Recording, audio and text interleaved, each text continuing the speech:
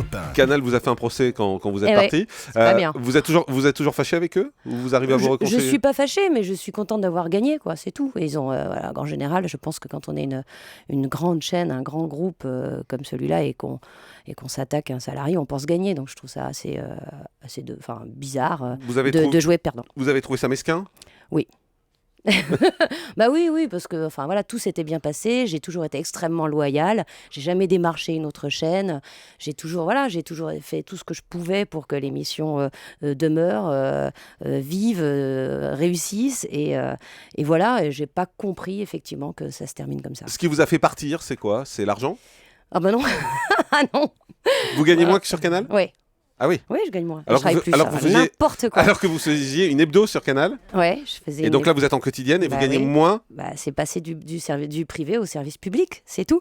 Mais c'est pas un choix économique. Donc c'est pas un choix économique du tout. Pas du tout. Bah non. Vous emmerdiez sur Canal?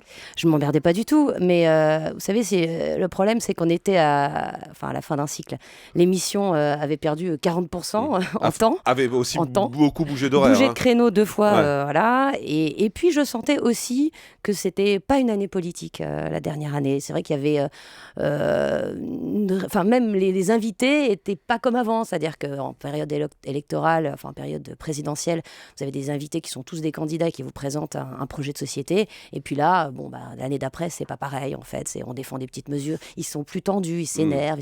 Et puis même le public, je pense, était moins réceptif. Une émission qui avait changé d'horaire, une émission dont la durée avait été réduite. On vous aimait moins sur Canal?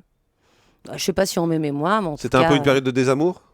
Non, je l'ai pas vécu comme un désamour, mais vous savez, je me suis battue quasiment tous les ans pour Dimanche Plus, parce qu'il y a eu plusieurs épées de Damoclès qui se sont rapprochées du coup.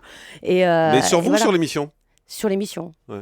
Non, moi, j'ai pas eu le sentiment. Après, il y a toujours, vous savez, les rumeurs, y compris les gens qui les font, qui les font proliférer à la fin de la saison. Mais non, je me suis jamais sentie en danger. On vous avait vu à la tête du Grand Journal également. Oui. Vous aviez fait 2 remplacements. Tout le monde vous avait trouvé très bonne à ce poste. On s'était dit, tiens, ça peut être aussi une hypothèse d'avoir Anne-Sophie Lapix à la tête du Grand Journal. Vous auriez aimé qu'on vous le propose?